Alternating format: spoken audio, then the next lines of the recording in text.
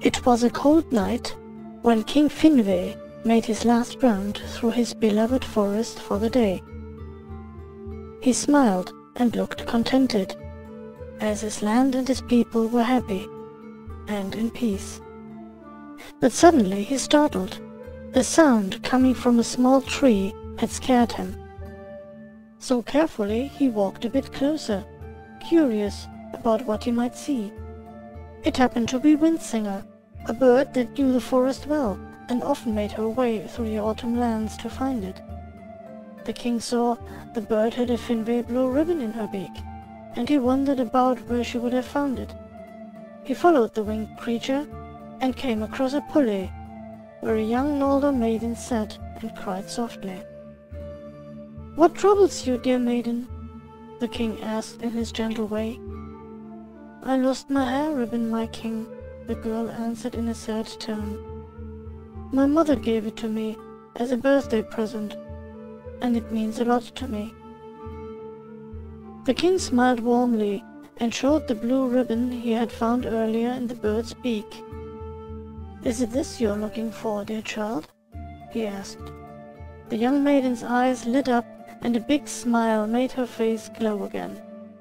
"Oh, I do not know how to ever thank you, my king," she said with joy in her voice. "Do not thank me, dear child," he answered.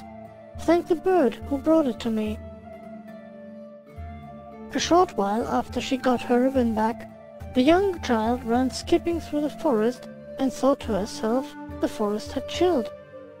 "Oh, I wish it would snow," she thought.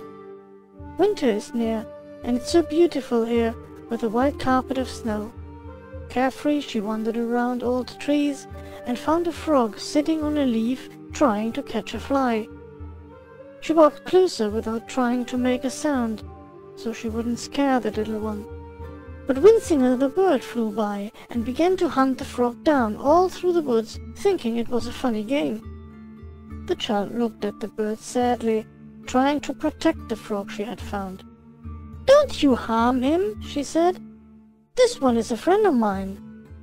The bird landed nearby on a rock and clapped her beak. "I won't harm this friend of yours, dear one." The little child smiled at the bird and watched her chase the frog. She tied her ribbon back into her long blonde hair and skipped back home, right in time for a bedtime story told to her by her loving mother. So this is how a lost ribbon won the girl 2 new friends.